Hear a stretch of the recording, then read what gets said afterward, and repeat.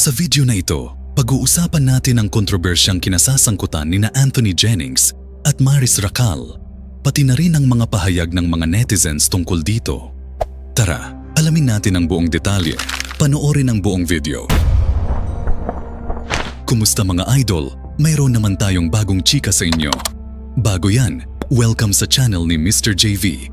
Naging usap-usapan sa social media ang isang private conversation ni Anthony Jennings at Maris Racal na isiniwalat ng ex-girlfriend ni Anthony na si Jam Villanueva. Dito, lumabas na may mga malaswang mensahe si Anthony at Maris na hindi na itago sa publiko.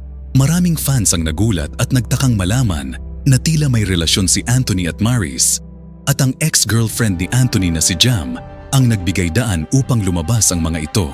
Base sa mga ulat, masama daw ang loob ni Anthony kay Maris dahil nang nabuking ang kanilang private conversation, tila ilaglag siya ni Maris at pinagtanggol pa ang kanyang sarili. Marami sa mga netizens ang nakapansin na hindi raw ipinagtanggol ni Maris si Anthony, kahit pa nga siya ang naging dahilan ng pagkakalantad ng kanilang relasyon. Ayon pa sa iba, isinakripisyo ni Anthony ang sarili niyang career upang iligtas si Maris. Pero tila kabaligtaran naman ang ginawa ni Maris sa kanya. Sa kabila ng mga isyong ito, agad na naglabas ng statement si Maris Racal. Sa kanyang pahayag, sinabi niyang hindi siya aware sa relasyon ni Anthony at Jam at itinanggi niyang may espesyal na namamagitan sa kanila. Pinili ni Maris na magpakatotoo sa kanyang mga fans at ipaliwanag na hindi siya kasali sa mga naging private conversations. Kaya naman maraming netizens ang nagtanong, bakit ganun ang naging reaksyon ni Maris? Bakit hindi niya pinanindigan ang kanilang relasyon at tila itinanggi pa ang kanyang nararamdaman?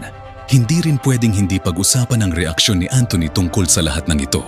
Ayon kay Anthony, aminado siyang nagsinungaling at pinagsabay niya ang dalawang babae si Jam at si Maris. Sa isang public apology, humingi siya ng tawad kay Jam at sa lahat ng mga naapektuhan sa kanyang mga maling desisyon. Ayon pa kay Anthony, hindi niya niloko si Maris at sinserong nagmahal siya dito.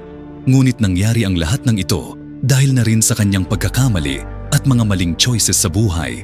Binanggit pa niya na sana huwag paghigantihan si Maris at siya na lang ang pag-usapan at sisihin sa nangyari. Marami sa mga netizens ang naniniwala na karma na nga ang nangyari kay Anthony. Ngunit umaasa silang natututo siya sa kanyang pagkakamali.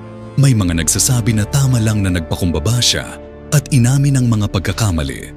Pero may mga iba na nagsasabing mali ang pinili niyang ka-love team at nagkaroon siya ng pagkakamali sa pagtangkilik kay Maris.